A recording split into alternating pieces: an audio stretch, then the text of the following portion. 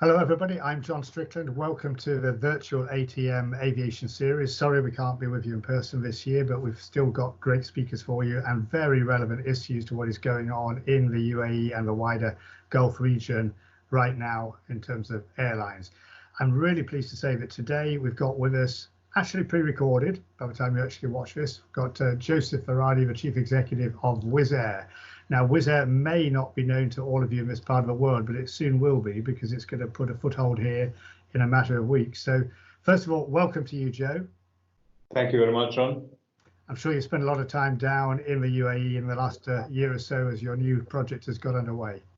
No, absolutely. I mean, the UAE has become my favorite place, I have to say. I mean, I've been learning a lot in the UAE. It's a different culture, but it's a very respectable culture. And I think personally, I've been growing by learning more there. And the country and the people of the country have grown on me a lot. And that's always a pleasure to go. And I'm actually somewhat frustrated that, you know, we are sort of in the finish of completing Wizzair Abu Dhabi, and I can't be there. And we need to run everything through technology, videos, etc.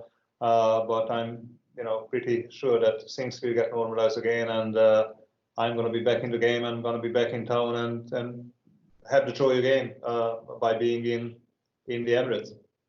No, absolutely, and at least we have technology to keep us going in the meantime, and hopefully in a couple of months you'll be able to travel. Let's just set the scene, Joe, and we'll come back in detail as we go along to the Abu Dhabi startup. For those who don't know, Wizzair's just had its 16th anniversary. It's an airline which began all those years back now. It seems hard to believe.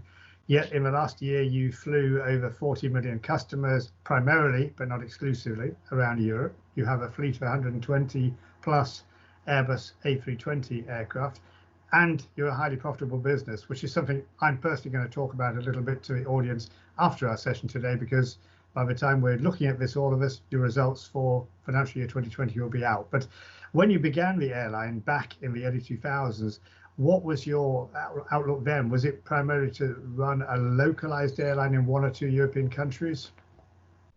You know, we always had the vision of trying to go as broad as possible in terms of being a truly European or even, to some extent, a global business platform.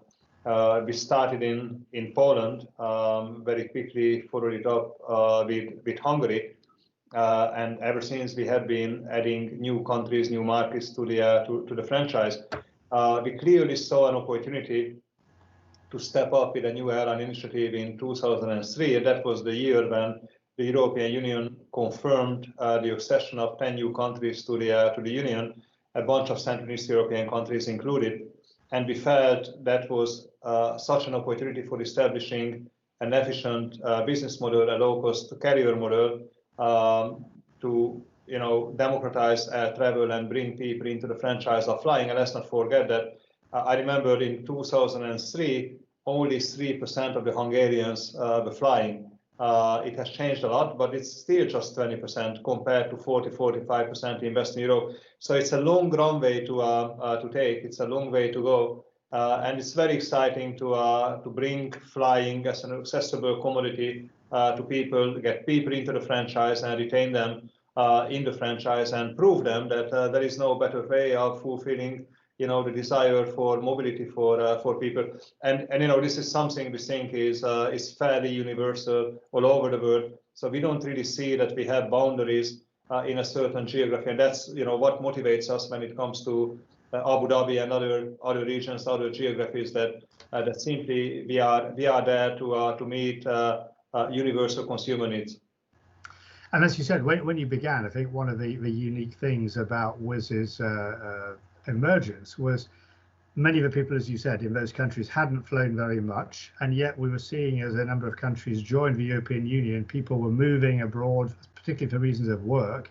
They wanted to get home quite often, and the only choice really was surface transport, with some quite long journeys by bus, and also not particularly cheap journeys, Joe, at that time. No, absolutely. I mean, we felt that there was a clear opportunity there to develop an alternative that is far more efficient, actually more cost-effective for people, and something that actually comes with pleasure as opposed to pain. I mean, I mean, I remember going to London Victoria in 2003, 2004. I mean, flood of coaches were arriving to London Victoria, bringing, you know, Slovakians, Poles, Hungarians, you know, people from all over the place, you know, traveling them for like 25, 30 hours. I mean, what a pain, as opposed to flying for 2 hours. And fairly quickly, actually, we managed to convert people. I mean, I remember, you know, distributing leaflets at London Victoria, tell people that, hey guys, I mean, just think about this. I mean, why to suffer 30 hours on the road if you can do it for 2 hours for half the price? No, there's a dramatic change. And that still is the bedrock of the business today, isn't it? That kind of travel is still going on. We've got, as some of the viewers will know, there's turbulence in Europe with Brexit going on, for example, and questions there about people going back to their home countries. But it still is a big exchange of populations, isn't it, between countries today, but on a much larger network in countries like Romania and Poland, for example. It is. Although I have to say that, you know, the customer profile of the airline has diversified quite a bit.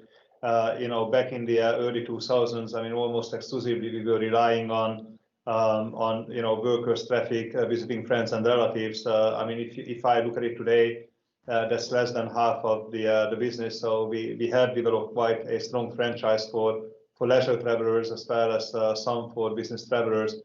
So it's a more diversified portfolio of customers we have, and obviously it's a more diversified portfolio of routes what we are serving. But indeed, as you say, I mean, this is still the bedrock of the airline. I mean, this is such a fundamental phenomenon in especially in Central and Eastern Europe. I mean, people are moving. Central Eastern Europeans are moving to Western Europe, and interestingly, Eastern Europeans are moving to Central and Eastern Europe to backfill those who went to the West. So it's quite an amazing development, and actually we are quite glad to have been part of this. And you know, we certainly want to be a driving force of that mobility going forward in the future. Now, of course, the reason we're not being able to do this interview as a face-to-face live interview, which is what we normally would have done, is, of course, we got this almighty shock that came our way at the beginning of this year, when perhaps we didn't think it was going to affect us in Europe. It was certainly something we heard about in China with the emergence of the coronavirus. Then we suddenly heard it was affecting Italy. Before we knew it, in the month of March, the dominoes, so to speak, were falling, and airlines all over the place were being forced to ground flights, primarily because of government requirement. Had you seen a crisis like this before, Joe? And just worth touching on the fact that you came from another industry. You've been in aviation the best part of 20 years, but you've worked in other industries. Anything that compares with the magnitude of this one, Joe? Well, I mean, I guess 2001 was a big one.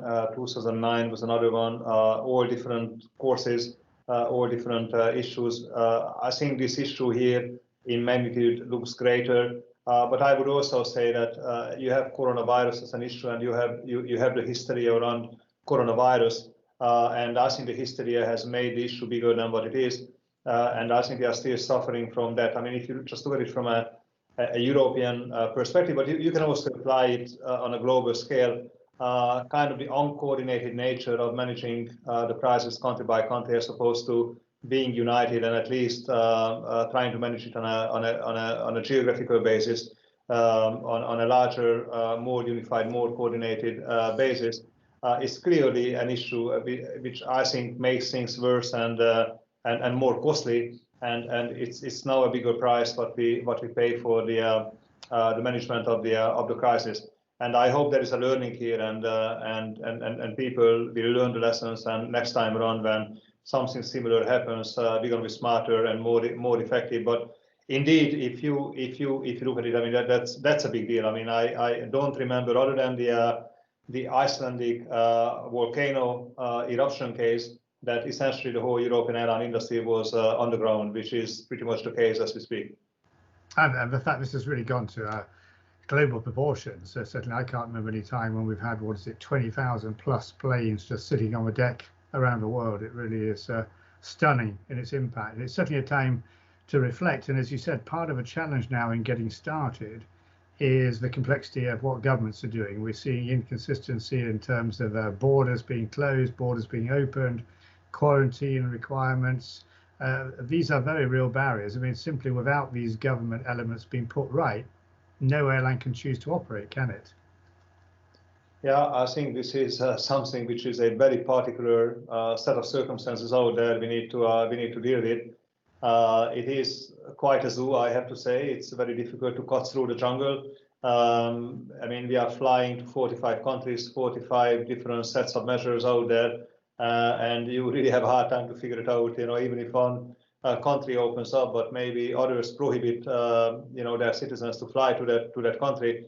I was just reading a news that an airline was trying to make a flight to an airport, and it turned out in the last minute that actually the airport was closed, and poor guys, they were saying, well, you know, when we scheduled the flight, we were on the knowledge that actually the airport was open, but they missed the information that despite they opened the airport, an hour later they actually canceled the opening. So it is a zoo. It is a mess, and again, I can only hope that we learn from this and we will improve. I mean, it looks like the whole process has become incredibly political.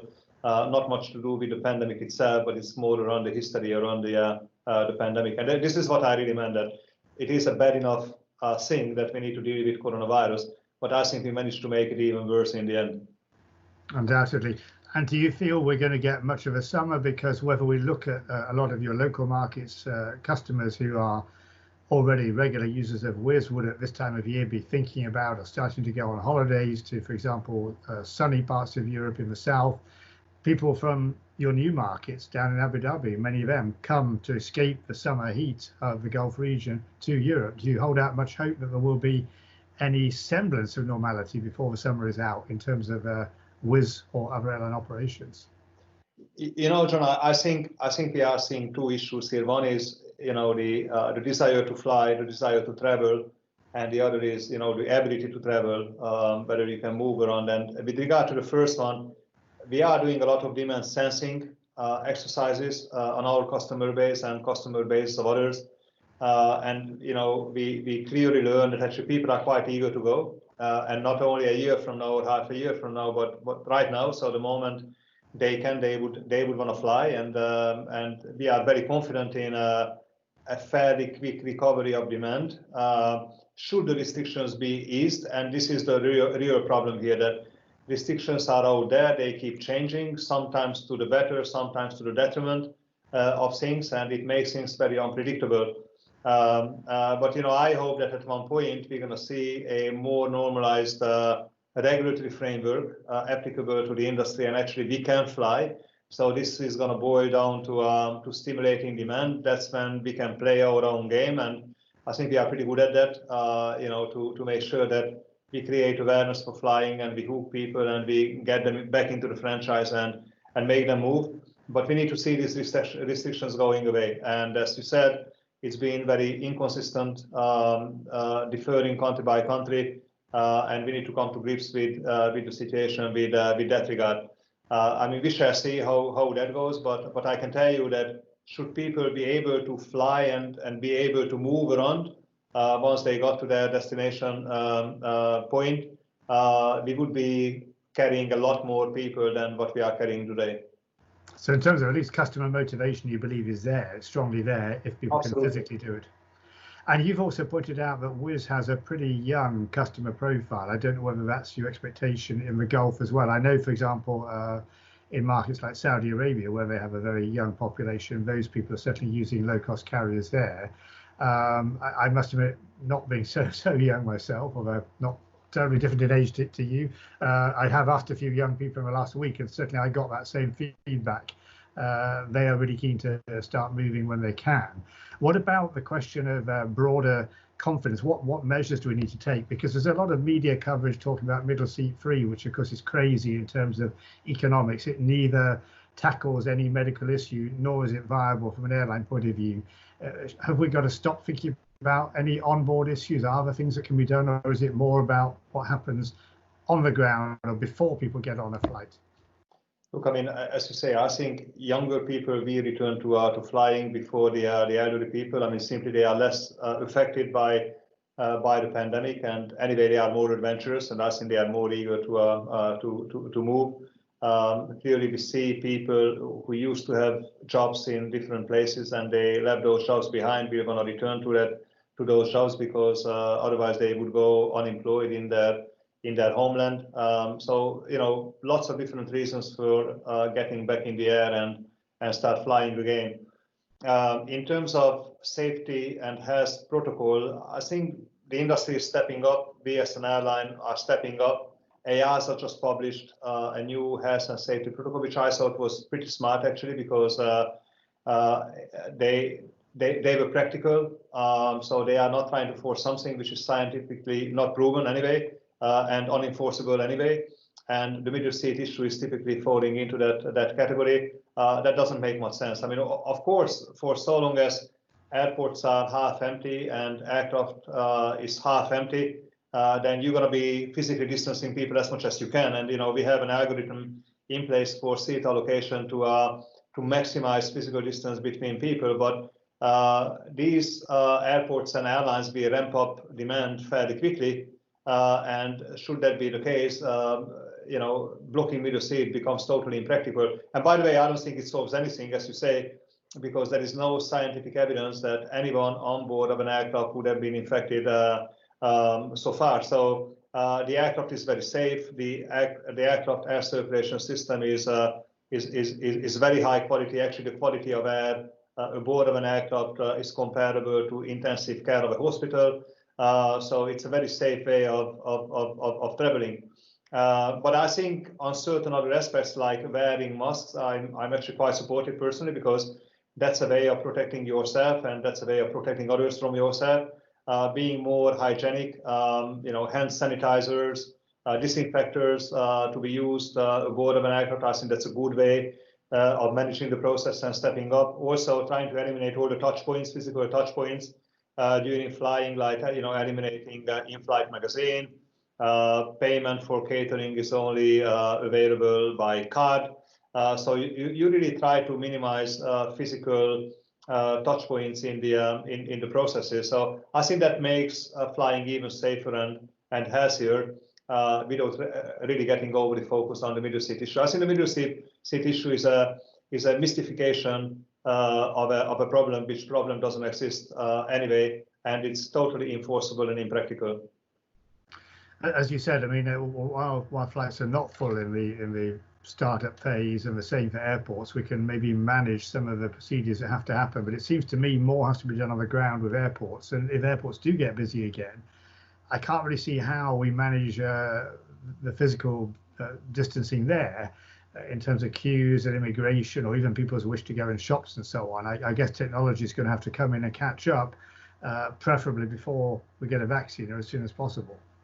Look, I mean, I think the airport environment reacted quite effectively to 9/11 19 years ago, stepping up on the security protocol, and likely something similar is going to happen with regard to the health and safety protocol. So I think some sort of a filtering system should be in place. That's something to be figured out, and hopefully technology will help with that regard. But as the middle seat issue at airplanes, I don't think that a prescribed physical distancing within the airport environment would be practical and enforceable. So I think other measures will have to be put in place, like filtering or wearing masks, and also minimizing touch points at the airports. But then put that in context of other activities in life. So why do we think that going to a supermarket is safer than going to an airport?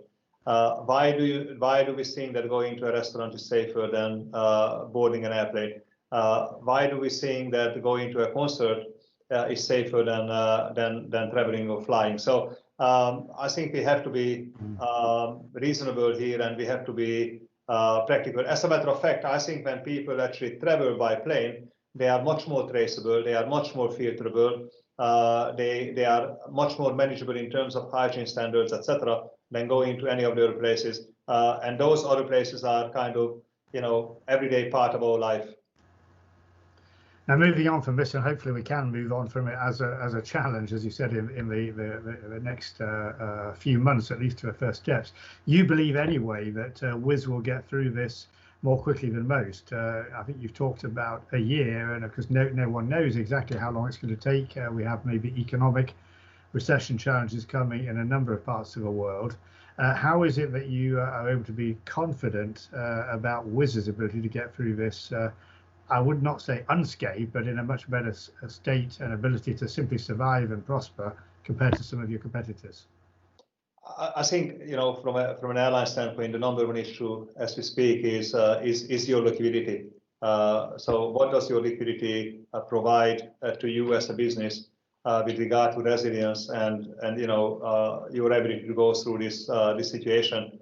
And we seem to be one of the most resilient airlines in the world, if not the most resilient. I mean, if we don't fly a single service and we don't carry a single passenger for the next 24 months, we are still in business. So our free cash balance, our liquidity, enables us to go through this crisis no matter what. Of course, we are not immune, and it's painful to us as to all others short term. But we're going to go through it because of the cash available to us, and we can have a more objective view on life going into mid and longer term considerations post coronavirus. Personally, I think that coronavirus is one issue, but the following recession is another, and that will challenge the industry actually more than coronavirus itself. And then you really have to look at the fundamentals of your business, and the fundamentals of your business are, in my mind, twofold. One is your cost production. In a commodity business like short-haul flying, the lowest cost prevail. And secondly, your cash production and your cash position to see your resilience and liquidity going forward. We are the most resilient airline, and we are the lowest cost producer in the industry. So I think we are in pretty good position to actually take advantage of this situation post coronavirus. We also know that consumers tend to downgrade from high cost to low cost travel under economic recessionary terms. And again, we are in poor position to take advantage of that because we are the lowest cost producer, and with that we are the lowest fare providers to the market. So we should be getting a lot of customers who are coming down from, so to say, from the likes of high cost legacy carriers who still want to travel, but they are not prepared to pay the price what they used to be. And notwithstanding that strength that you have, does it worry you to see, not only in Europe, but in a number of parts of the world, there are now cases of, depending on what terminology you want to use, state aid, government involvement, unfair aid. Everybody has a view about this, and many different kinds of airlines are receiving aid. Does that provide a challenge for you in running your business? Look, I mean, I think there will be three types of airlines in the end. One who will be bailed out by governments, two who will go through the crisis themselves. I think we are one of them. And three who will be stuck in between, and quite likely those airlines will go bust because the government will not give them money, and they will be unattractive for private investors to step in. So I'm actually expecting quite a lot of changes in terms of market consolidation to take place in the next 6 to 12 months as a result. But as far as we are concerned, we are self-sufficient. As said, we have liquidity for 2 years. Of course, we can take market actions to boost liquidity further when we have to. We are an investment grade credit in the market. So I think we have really good prospect to manage ourselves going through the crisis without being subjected to state bailouts. So we don't have plans for any kind of state bailouts. State bailouts are certainly distortive, so they distort the market. They jeopardize the market conditions. They prop up certain airlines against the others. Having said all of that, as taxpayers' money get floated into the industry, I think those airlines who are subject to bailout will have to take this responsibly. I don't think they can just go crazy as before, that no matter what, even if they destroy shareholder value, they just grow for size and scale and CEO egos and those sort of aspirations. And I'm pretty sure that even if they are bailed out, they will have to cut and squeeze and resize the business to stay adequate to the new market circumstances. And let's just recognize it that the different players in the industry will recover from the situation very differently. The first ones to recover will be, like us, simple point-to-point short-haul businesses, and the last ones to recover from this are the intercontinental hub carriers that are geared for a long-haul operation, and that long-haul operation is basically also affecting and subordinating the short-haul operation, so they will have much longer time to recover. But I think that we're going to be back in the game in a year. It may take 2 to 3 years for the others to come to reasonable levels again. And now, apart from the issue of government intervention, why is it that you think that long-haul travel will take longer to recover? Because of economic impact, or because of uncertainty by people in making journeys further afield? I think a few things. One is that I believe that this uncoordinated way of managing the pandemic is really affecting long-haul travel, because I think the longer you want to go, the more uncertain the circumstances of your travel will be. And as a result, because of lack of visibility and predictability, you will be put off from the travel. Two, long-haul travel is highly reliant on business travel. I mean, all long-haul carriers make the money basically at the front of the aircraft. And I think business travel will be affected more profoundly than any other types of travel, simply because of the recession. And we know that in recessions, corporates cut travel budgets on the one hand. And two, I think people have also figured out that actually technology can be useful. So do you really have to do every meeting in person, what you used to do, or can you, to some extent at least, rely on technology? Now, do I believe that this is the end of business travel? No, not at all. But I think it will be more affected, and it will take longer for business travel to recover. And that's why I think long-haul flying will be more under jeopardy and for a longer period of time than short-haul flying. Interesting perspectives. I mean, we've seen, of course, business travel hit in the past by things like 9/11, but I tend to agree with you. We're 20 years later, the technology on online conferencing is so much more available, more reliable, more easy, and companies are going to have to cut budgets anyway.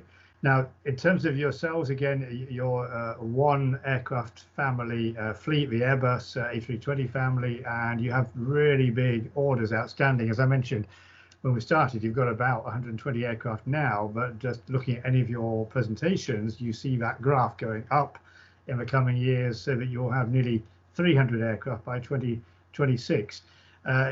You are not planning to cut those orders back, are you? You said that a number of times. We see other airlines who are saying, well, we're in discussion with Boeing, we're in discussion with Airbus to delay or cancel orders. But again, you remain confident that you should stick with those orders as per plan.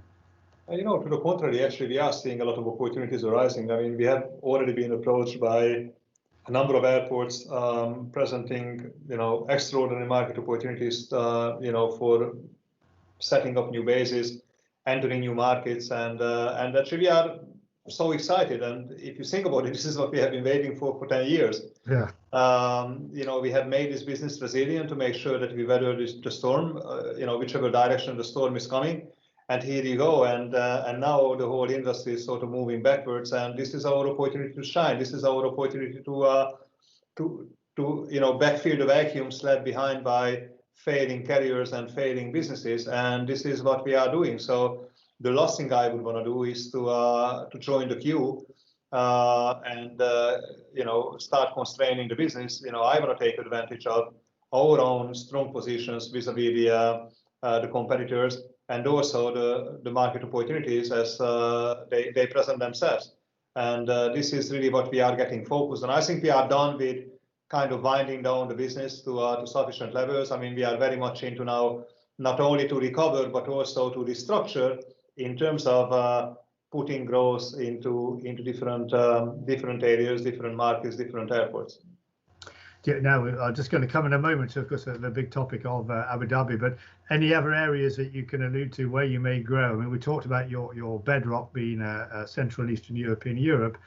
We saw you take an interesting move in the last couple of years into the UK with a base, because you've been big in the UK. I think pretty well it's fair to say since the beginning. You put a base, You've expanded in areas like Ukraine, a little bit into Russia. Do you think there may be other new areas that are beyond what we're going to speak about in a moment from Abu Dhabi? Look, I mean, I think the way to think about Wizz Air is that we will stay focused on Central and Eastern Europe. This is our bread and butter, and the first place we look at for growth is Central and Eastern Europe. Having said that, you know, we are actually quite excited about potential Western European opportunities. We are fairly opportunistic, I would say. So we shall see how market consolidation takes place and what opportunities will get presented to us as a result. And you know, we have been acting on two opportunities. We acted in the UK, triggered by Brexit, but also took advantage of market consolidation there. And also we acted on Vienna previously, and you know, we keep an open eye on what else to look at and what else to act on. We are very excited about expanding in the East. We're seeing that some of these markets are untapped, and you know, we would be in good position, in excellent position actually, to bring the flag of low cost to these markets and to establish a very efficient, very stimulative business model in those markets. These initiatives tend to be subject to regulatory issues. We need to see the markets to open up and allow us to actually explore those market opportunities and bring our business model to those markets. But we have done quite well across a number of countries, as you said, Ukraine, to some extent Russia. We have a base in Georgia, and here you go. You know, we are just about to start in Abu Dhabi. So our kind of growth strategy, I would say, is three layered. So Central Eastern Europe first, go east, and also go west on the base of rising opportunities. Now, looking back at Abu Dhabi in more detail, the UAE, of course, has an open skies philosophy anyway, so that's conducive to you. It's also perhaps the centre of low-cost operations already in the Gulf, so that the model is proven, customer demand is there. How did that one come about? Because I remember you and I had met last year, and we did an interview, and I asked you about your fleet expansion, and this announcement took me by surprise about 4 or 5 days later when it came.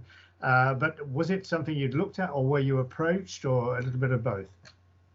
I think it's a bit of both. I think it is a great kind of crossing the lines of various intentions and initiatives. You know, we have the intention to expand. As said, we're seeing that consumer needs are universal for the product and services we bring to the market. And the intention of Abu Dhabi to diversify its economy and create a more efficient economy in the end. And I think we just kind of met in the heart of those initiatives, you know, for the benefits of both parties. And yes, the low-cost model is somewhat established in the UAE, but I would say that the model what we bring in is significantly different versus the established low-cost models. I mean, we are a non-compromised ultra low-cost carrier model. We are not tying up with legacy carriers. We are not operating in hub and spoke. We are not feeding. We are a very focused, very cost-conscious, and a very efficient business what we bring to the party. And I don't think that this is that much in existence in the UAE. So the platform what we are bringing in is very different. And if you look at it, I mean, we have been really tested from a competitive perspective. I mean, we haven't had a free ride, and actually that's a good thing. Because I think the competition, you know, with the likes of, you know, the best competitors in the world, simply just made us a better business, a better airline. I mean, we are more focused, more refined, and much sharper as a business and you know, as a management team. And this is the know-how, this is the model what we are bringing into the UAE, and we are very pleased to do so. And I'm pretty sure that. You know, if you look at what we have been able to achieve in the European Union, we managed to get our European Union fleet, with our Hungary fleet, to 100 aircraft over 15 years. I think we're going to be able to achieve the same thing in Abu Dhabi, to get to 100 aircraft in 15 years as well. And you should be looking at our Abu Dhabi platform not necessarily only for serving Abu Dhabi, but you know, we want to serve the UAE. And possibly we want to serve the broader GCC market. So you know, that's the beginning of a beautiful friendship. And and I'm very hopeful and very positive about the prospect of this venture. And what will the scale be initially? You're going to start next month with some flights into Abu Dhabi from a number of your European bases, but when the actual base itself officially opens, how many aircraft will there be initially? Well,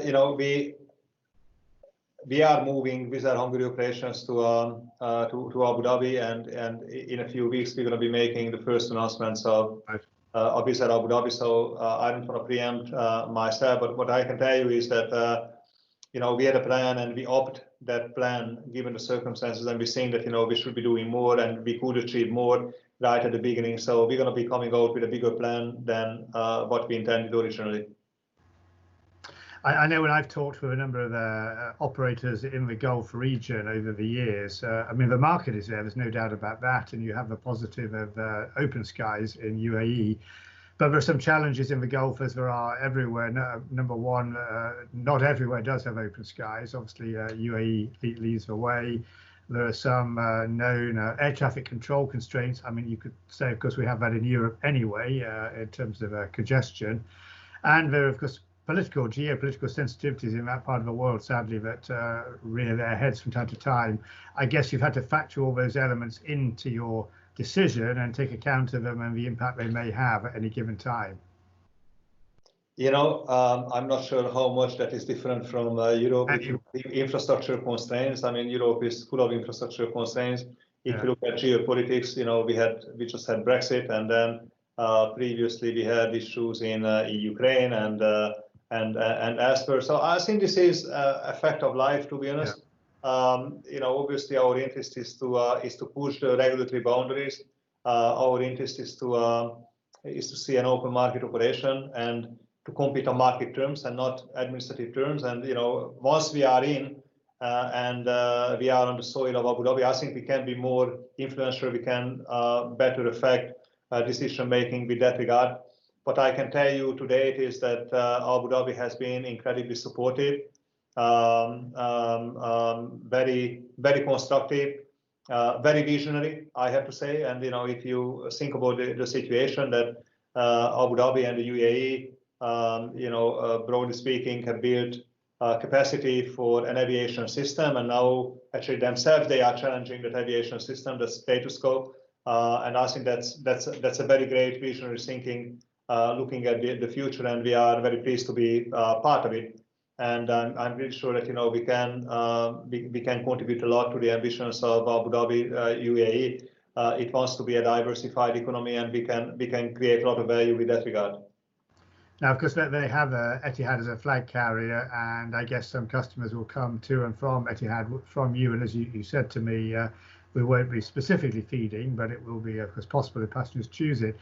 I was interested, I can't remember what the chronology was, if it was just before you announced or just after, but of course the other substantial low-cost carrier in the Gulf, arguably holding the crown, is Air Arabia, and around about the same time, there wasn't much difference in the date, they announced they were going to set up an Abu Dhabi operation as well. Some people have said to me, oh, don't you think these two airlines are just going to beat each other up? I mean, my personal opinion is actually you could possibly quite nicely coexist because you have different areas of interest. What's your feeling about that? I guess you know Adil Ali very well, and he knows you already, Joe. Well, I think competition is good for the consumer, and actually competition is good for the industry. As I said, I think we are a much better airline today because we have been tested through competition. We would be very happy to get tested in the UAE. So we would be very happy to compete with the national carriers. We would be very happy to compete with the low-cost carriers. I think we know our stuff. We have a very refined business model which we know can win under any circumstances, and it's been tested, whether this is economic recessions, geopolitics, or whatever, like pandemic as we speak now. We can come out as a structural winner from those situations, and we would be very happy to deploy that model in Abu Dhabi. But again, I think any competition is welcome. I think this is just good for the market, it's just good for the consumer. I think every player will have to prove, itself that they deserve the trust of the customers. Our way of proving ourselves is economic efficiency, operational efficiency, bringing very exciting low fares to the market, flying brand new aircraft. I mean, we're going to be flying the A321neo aircraft in Abu Dhabi. This is going to be the latest technology. We will be flying the youngest fleet of aircraft in Abu Dhabi. This is groundbreaking. And you asked me, how we are crossing the lines with Abu Dhabi. Abu Dhabi wants to be a green mega city, and there is no better way of feeding into that objective than bringing the latest technology aircraft with the lowest environmental footprint. And I know when we've talked before about the 321, the long-range LR and XLR of that aircraft, which is doing very well for Airbus. You've mentioned to me before that about Wizz being very interested in some flights for maybe up to 6.5 hours, and of course that really gives you a massive radius from Abu Dhabi. I mean, it does from Europe anyway, but certainly we could start to see you appear in some much further flung parts of the world in the years ahead with this Abu Dhabi base. Oh, absolutely. I mean, we don't think that the XLR is an aircraft that would take us out of our business model, what we are doing today. So we are not looking at long-haul low cost. I mean, we have zero ambition for that business model, but we are looking at opportunities for extending our reach from existing markets within our existing markets. And clearly, when you stand in Abu Dhabi and you look around within 6.5 hours of radius, you're going to find 5 billion people. I mean, this is hugely exciting as an opportunity to build a business, to build a network, and capture consumers and retain those consumers in your franchise. So that's highly motivational. But we're going to be sticking to the business model, and we're going to be flying the XLR in a universal way with regard to what we are doing today. So this is not a change of the business model. This is the extension of the network what we are doing. I guess because you will have local crews, both flight crew and cabin crew, and quite a number of Arabic crews, so that you can indeed address the culture of a lot of your new customers. No, absolutely. I mean, we want to be a hometown airline. We are there to feed into the strategic imperatives of Abu Dhabi. I mean, we don't want to be an alien carrier. We want to adopt, and we want to be part of society in Abu Dhabi. Having said that, of course, we are bringing in a business model, and we want to be uncompromised on the business model, because we know that the business model works across cultures, and this is not related to a specific set of circumstances. And we're going to be executing against that business model. But of course, we want to be a responsible citizen, and we will play our role in being part of the society of Abu Dhabi. And just one last thing on the Abu Dhabi base. I mean, Wizz and other low-cost carriers, indeed, more any decent airline will negotiate with trade partners, particularly airports. There isn't the same choice of airports in the Gulf region. I can't really think of many truly secondary airports. So the ability to get unit costs down at airports, is that a factor that you've reflected on? Other things that compensate for that, or do you believe you will be able to perhaps educate authorities that it might be helpful to them if they did show more flexibility on airport charging? Oh, I think we have a role to play here. I mean, first of all, we need to be in, and once we are in, I think we will have a better chance to influence the system. And there is a lot of educational processes here, and also a lot, to convince people how we create value for economies and airports and regions. And we have proven that time and time again. I mean, when we entered Central and Eastern Europe, I mean, there wasn't a lot of secondary airports in operation at that time, and we put a number of airports on the map of aviation as a result of our operations, and we would have the same ambition here. But you need to be in, you need to be proving yourself, and you need to start influencing the system, and you need to start educating the system with that regard. Well, Joe, I think we're about out of time. I'm going to have to let you go. I could happily sit here and ask you more questions if I was allowed to, but thank you very much for your time today. Very interesting to hear about the first steps on Abu Dhabi. We're going to look forward to seeing you in a few weeks' time when you make your first full announcement about the initial route network. Good luck in getting you back into recovery after the COVID challenge, and hopefully maybe next year we can sit down in the ATM and discuss this face-to-face 1 year on. So, Joe Varadi, thank you very much indeed. Thank you, John. Bye-bye. Bye-bye.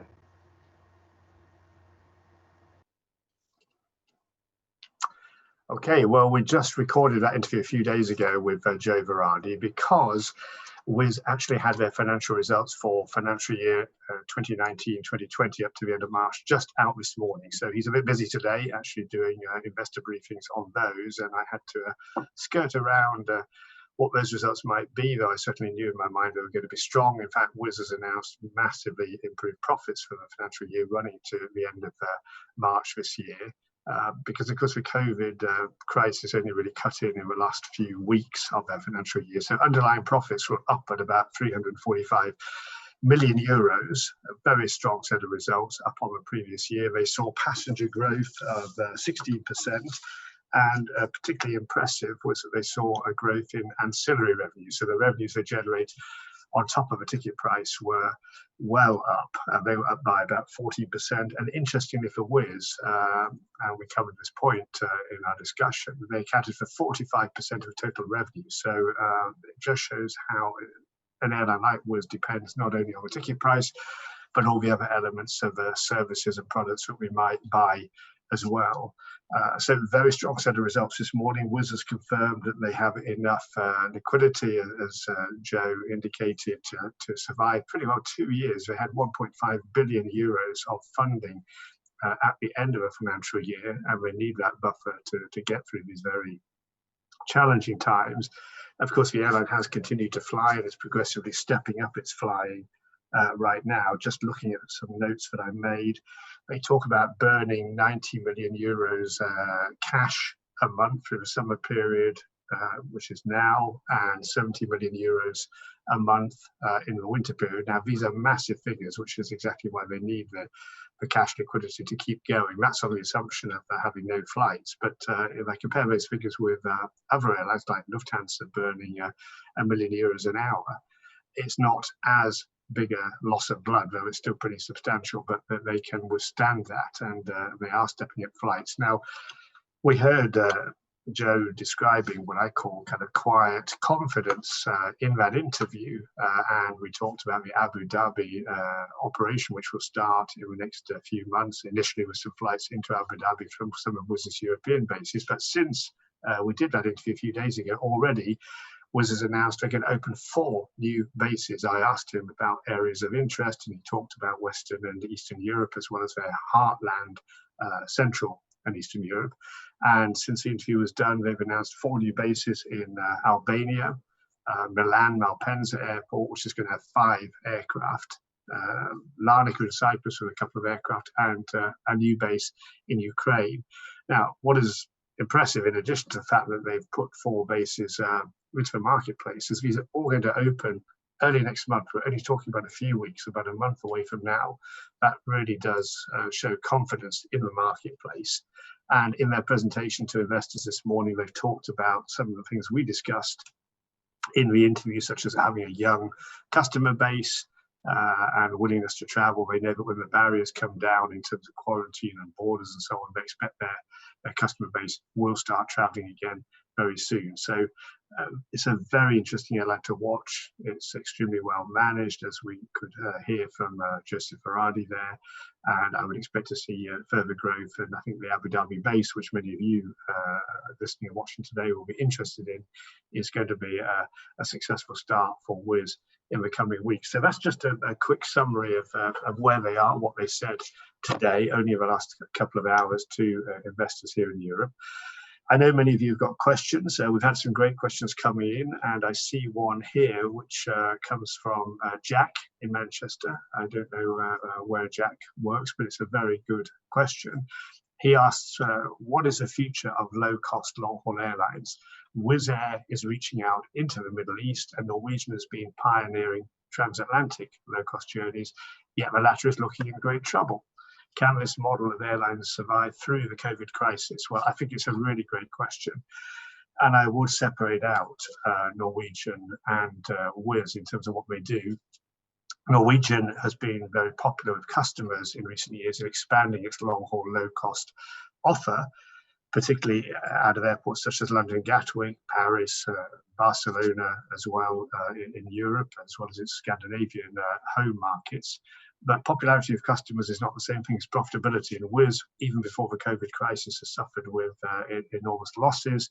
Recently, it was in a very questionable and crisis situation financially, which resulted in an extraordinary general meeting for its shareholders and bondholders only in the last few weeks, where it was looking to them to turn their debt with the company into equity, which it succeeded to do, and that acted as a catalyst to receiving the first injection of cash that they had negotiated with the Norwegian government to keep the airline going. So it's safely passed that difficult challenge. But having said that, the airline still expects to be effectively in hibernation, amazingly, for the next year. Here on the one hand is Wizz growing and expanding, and on the other hand, Norwegian going to be in hibernation with well over 100 aircraft on the ground and only flying maybe about 7 or so, primarily on domestic flights to Norway in the coming months. Now, as I mentioned, Norwegian has been very focused on the long-haul routes, and that's where its problem has rested in terms of lack of profitability. Wizz, although with these new Airbus 321s, and especially the LR and XLR versions, can go a longer distance, they're not going to do flights beyond 6.5 hours. That becomes a challenge anyway in terms of the aircraft's capability, but that's not really their focus. And I think even when they start Abu Dhabi, there will be some flights which go up towards the upper end of that range into Europe, but we'll see far more around the Gulf region. And I think ultimately some of those routes will also extend from Abu Dhabi into markets such as Africa and Indian subcontinent, most of which don't go anything close to long haul range. So I think Wizz is sticking very much to its tried and tested model. It has a very low cost base, which is something again that Norwegian has wrestled with. So personally, I'm still rather skeptical, rather reserved about how much potential there is to operate long haul low cost profitably. But Wizz's model, which tends to be on shorter flights, up to about 3 hours, has certainly been proven to be successful. So I'm watching with interest how that plays out into the Abu Dhabi markets that they announce in the coming weeks and months. So let's see what else do we have as questions. Question 2 we have here, and not attributed to a particular viewer. Do you think that Wizzair and the mentality of its leadership team, led by Mr. Varadi, will survive better than competitors? What separates it from other airlines and makes it a success story? Well, I hope you agree with me that a lot of Jozsef Varadi's skill and determination came out in that interview. The very fact that he was one of the founder directors of the airline 16 years back and is still leading it today is a testament to his abilities, his absolutely zealous focus on costs, I think is essential. Wizz, and along with Ryanair, the other large European low-cost carrier, and Air Arabia in the Gulf region, are airlines that are very, very focused on their cost base. They have to be accountable to the financial markets, and so there's no escaping scrutiny. They manage their businesses exceptionally well, looking for new opportunities, as Jozsef Varadi said, where they see others suffering and retrenching. They're careful about doing that. They've got a very good order book of efficient aircraft, which undoubtedly they will have obtained at very advantageous terms, given the backing of their shareholder, the Indigo Group, who put an order in for more than 400 Airbuses. So I think Wizz's strength is marked by its management, by its focus on costs, sticking to what it knows works and not deviating from it. They're not letting their product evolve in any way that weakens it, that maybe is in some way more appealing from a soft product point of view, but doesn't deliver results. They know this model works. They're carrying 40 million people a year. That is not by accident. And they are very similar in that sense to Ryanair. They're not promising any kind of luxury service. They're offering a straightforward A to B service, which millions of people actually want and need. And that is going to be just as true in the Gulf as it is in Europe. We have another question coming through here, which is will UK quarantine measures put off airlines such as Wizz from prioritising the UK as a recovery destination? And how will that affect airlines in general? Well, Wizz has started to fly out of the UK already, notwithstanding this quarantine that is expected to come in. I think the quarantine measures of a 14-day requirement to be quarantined in the UK are going to be adverse for airlines in general, especially as we move towards the summer holiday season here in Europe, where people want to go away. There's some UK newspapers this morning saying, save our holidays, trying to put some pressure on the UK government to review this decision, and airline leaders and airport leaders in the UK have written to the government and engaged to try to reduce it. There's talk now about introducing air bridges where countries with similar rates of infection may actually be allowed to be exempt from this broader quarantine. So it remains to be seen when that actually happens. We expect to hear a statement on the policy by the British government in the UK Parliament later today. So watch the space on that one. But it's certainly adverse. It also seems like it's a question of, as we say, after the horse has bolted. We're doing this rather late, 2 months or so into this crisis, at a time when the UK is now one of the most infected nations on the planet, and that is not really going to help solving the problem of the virus, nor is it going to help the tourism industry more widely, not only airlines, but in those hotels and service providers to tourists who are going to be inhibited because a 2-week quarantine is going to put people off. So we have to hope that is eased pretty quickly. The time is working against us. We've only got 5 minutes of a slot left, but we have another good question coming in, which is, do you think that Wizz will have any plans to look at franchise opportunities within large markets like China with private investment groups to explore markets in smaller cluster Asia markets? That's coming from Nathan Willett, who is Executive Director at Travel Zine International Travel Group. Interesting question, Nathan. I think Wizz would have the capability to do that, and certainly with new aircraft orders coming. My personal feeling, though, however, is they will have more than enough opportunities to continue to grow within Europe, particularly where we're going to see other airlines failing. There are still some airlines hanging on in markets where Wizz is already well established, such as the east of Europe, airlines that are state-run and backed by governments, but were weak even before the COVID crisis. Wizz doesn't need to spread itself too thinly. That's often the problem with airlines. They spread themselves too thinly into too many markets, which adds to operational complexity. It adds to cost in terms of marketing, and can generally be a retrograde thing to do. I think there are very specific dynamics about markets like China, and certainly local knowledge and the ability to operate within local regulatory systems is important, and not forgetting, of course, the Chinese government itself keeps quite a tight control of air traffic development in China, and certainly we have low-cost airlines in that market already. For example, Spring Airlines, a very successful and well-managed Chinese low-cost airline group. But I think better for Wizz to stick to markets closer to home.